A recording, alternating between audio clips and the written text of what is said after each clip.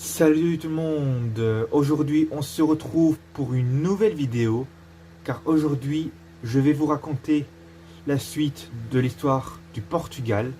Donc hier on s'est arrêté vers l'année 1700, donc 1700 pile. Et là je vais vous raconter la suite de l'histoire du Portugal et c'est parti. Donc que s'est-il passé le 1er novembre 1755? Il s'est passé qu'au Portugal, il y a eu un très gros tremblement de terre. Donc le gros tremblement de terre a été ressenti tout le long du Portugal et aussi vers l'Afrique du Nord, l'Amérique du Sud, donc vers le Brésil, vers les Antilles et aussi vers les États-Unis du Sud-Est, donc la Floride, la Caroline du Nord et aussi la Caroline du Sud, avec des tsunamis et des villes incendiées avec beaucoup de feu dans les bâtiments. Donc c'est le plus gros tremblement de terre célèbre, le plus connu de l'histoire. Donc ce tremblement de terre a marqué l'histoire du monde entier. Donc à Lisbonne, dans le quartier de Bexa, le quartier qui se situe à côté du quartier d'Alfama, ben, le tremblement de terre a fait beaucoup de dégâts. Ça veut dire que les bâtiments se sont écroulés, donc ça a été mis en ruine. Certains bâtiments se sont mis en mille morceaux avec ce gros tremblement de terre. Et ça fait qu'il y a eu beaucoup d'incendies dans cette ville, à Lisbonne. Et le tsunami qui a été arrivé jusqu'à Lisbonne, ben, il a ravagé que dans le bord de Lisbonne, dans le sud de Lisbonne. Mais ce tsunami n'a pas été genre jusqu'au nord de Lisbonne pour tout ravager, parce que sinon les bâtiments certains ne seront même plus là. Sinon ils auront obligé de faire des bâtiments comme les Américains, genre plus modernes. Ou alors genre il y aurait beaucoup de bâtiments des années 1800 sinon. Donc voilà. Donc comme vous le voyez maintenant, ce quartier, enfin je veux dire, enfin avant de dire ça, donc après que s'est passé ça, donc avec ces gros tremblements de terre, donc 5 ans plus tard, en 1760, bah, les Portugais ont décidé de rénover les bâtiments qui sont en moitié en ruine. Et tous ceux qui étaient en 1000 morceaux, ils ont décidé de ramasser tous les dégâts pour faire des petites ruelles, comme vous le voyez aujourd'hui. Donc Lisbonne aujourd'hui, on voit qu'il y a des petites ruelles, donc ça fait des lignes droites qui montent comme ça, tac, en plusieurs endroits. Donc comme vous le voyez, les bâtiments sont en forme rectangulaire, donc ça fait des lignes droites comme ça.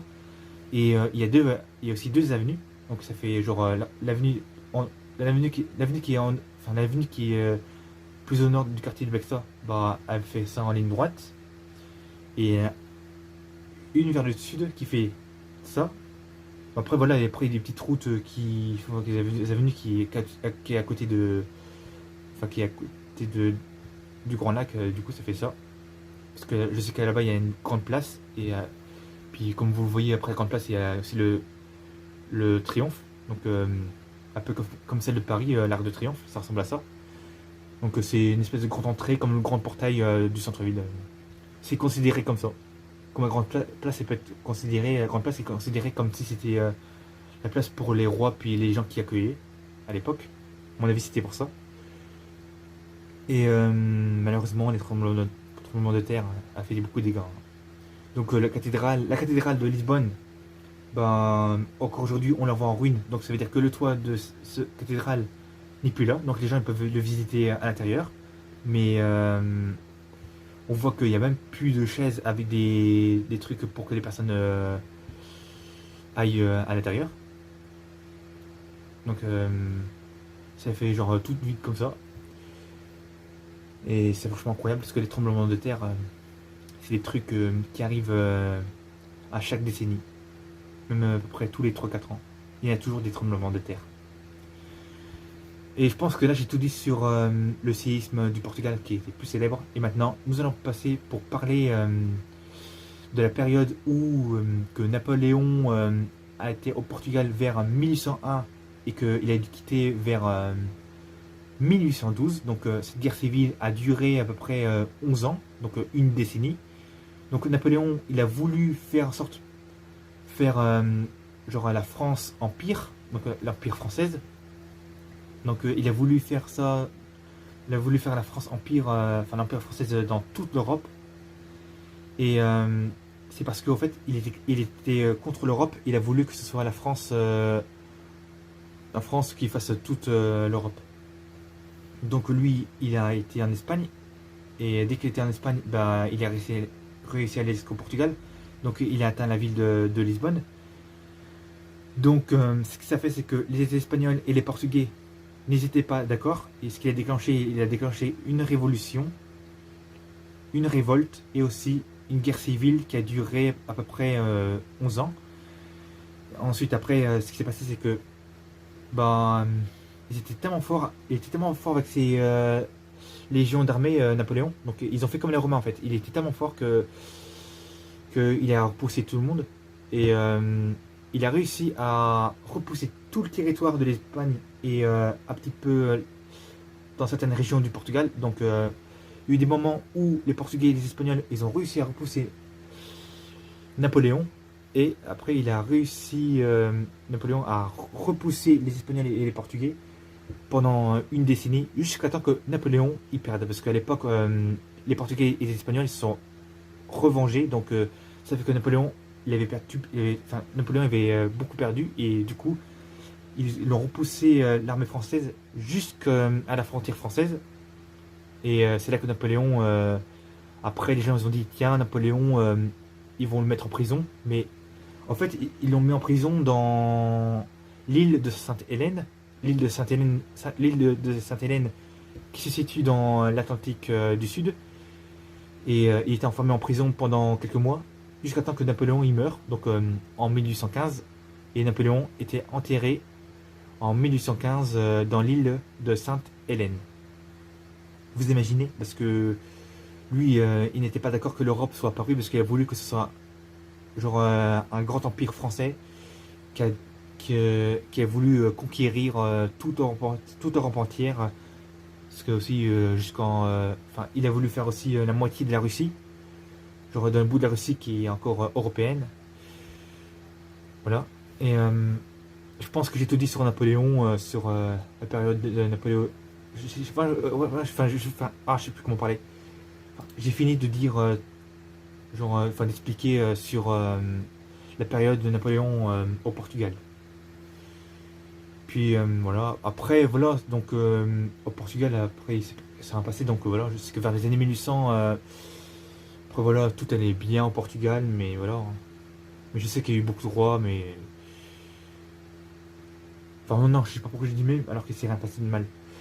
Donc, après, les musiques traditionnelles du Portugal, donc le folklorique, je sais pas en quelle année a été créé. J'ai marqué sur internet, mais ils le disent pas parce que je sais que c'est des musiques traditionnelles le plus connues, donc comme la musique que vous entendez encore aujourd'hui ou dans la bande annonce du film français qui est sorti au cinéma, donc le deuxième partie. Et la musique c'est Mayao, donc voilà. Et c'est une musique traditionnelle du Portugal qui a été créée il y a très très longtemps et qui s'écoute encore aujourd'hui. Et ensuite, après, voilà. Donc voilà.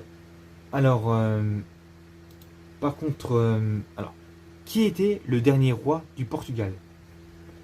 Eh bien, je vais vous le dire, c'était Manuel II, donc Manuel II. Donc c'était le tout dernier roi qui avait régné jusqu'en 1910. Et du coup, vu que le peuple du Portugal n'était pas d'accord avec ce roi, bah le roi a décidé de partir du Portugal pour qu'il arrive jusqu'au sud de l'Espagne. Donc il s'est installé dans le territoire de Gibraltar. Et il est venu aussi jusqu'au Maroc. Et du coup, il n'est pas mort, mais il est mort en 1932. Et du coup, c'est là que vers 1910 et 1911, il a eu le premier président du Portugal. Donc le premier président du Portugal, c'est donc Teófilo Braga. Donc je pense il vient de la ville de Praga. Donc il était président, il était républicain entre le 6 octobre 1910 jusqu'au 24 août 1911. Et deuxième, c'est Manuel de Praga, Manuel de Arriaga, qui a été président de 24 août 1911 jusqu'au 26 mai 1915. Donc parti républicain, parti démocrate. Ouais, c'est le deuxième président parce que en fait, parce que lui, Théophile Praga, c'était une personne, genre pendant le gouvernement provisoire de la République 1910-1911. Et ce que lui là que je vous ai cité, qui a fait entre 1911 et 1915, c'était le premier République entre 1911 et 1926. Donc ce président, c'était le premier président élu constitutionnellement. Après, il a démissionné un peu de temps avant la fin de son mandat. Il a démissionné. Et du coup, alors, vous voyez aujourd'hui le drapeau du Portugal, c'est rouge et vert. Mais entre 1910 et 1911, vu qu'il n'y avait même plus de roi au Portugal parce que c'était le dernier roi, bah, les Portugais ont décidé de changer de drapeau du Portugal, donc changer de couleur du drapeau du Portugal, parce que à l'époque le drapeau de Portugal il était bleu et blanc, donc c'était le drapeau du royaume, et maintenant c'est le drapeau genre qui représente avec des trucs de président ou peut-être même l'armée. Donc c'est pour ça qu'ils ont fait la musique de l'armée du Portugal qu'on entend avec des, enfin je veux dire c'est l'hymne du Portugal encore aujourd'hui qu'on entend encore aujourd'hui avec l'armée du Portugal et aussi le foot avec des Portugais qui jouent les Portugais qui jouent au foot, mais au début qui chantent leur musique. Et ensuite, voilà, après le Portugal avait le drapeau à partir de 1910-1911, ben, le drapeau était rouge et vert. Et c'est là que le Portugal, encore aujourd'hui, ça reste rouge et vert depuis un siècle. Un siècle et 10 ans. Ça fait à peu près un siècle et 11 ans plus tard. Enfin, oui, un siècle et 11 ans plus tard, ouais. Ça veut dire 111 ans. Ça dure. Ça fait 111 ans que ça a été changé, à peu près. Ou alors 112 ans. Puis voilà. Je pense que je vous ai raconté à peu près tout entre les temps modernes et les temps à peu près. Le début d'époque contemporaine. Mais je sais qu'après, il y a eu. Donc après, ce qui s'est passé, c'est que ils ont eu beaucoup d'immigration à partir des années 50, 60, 70, 80. Donc les Portugais ont immigré dans toute l'Europe. Parce que le Portugal était devenu pauvre et ils étaient moitié SDF et du coup ils ont dit qu'il n'y avait pas beaucoup de travail. Ils étaient obligés d'émigrer avec des bateaux, à pied et aussi en train. Mais c'était plus en train, donc ils ont tous immigré. C'est pour ça qu'aujourd'hui, que en France et dans toute l'Europe, il y a des personnes qui sont d'origine portugaise. Donc vous le demandez pourquoi aussi.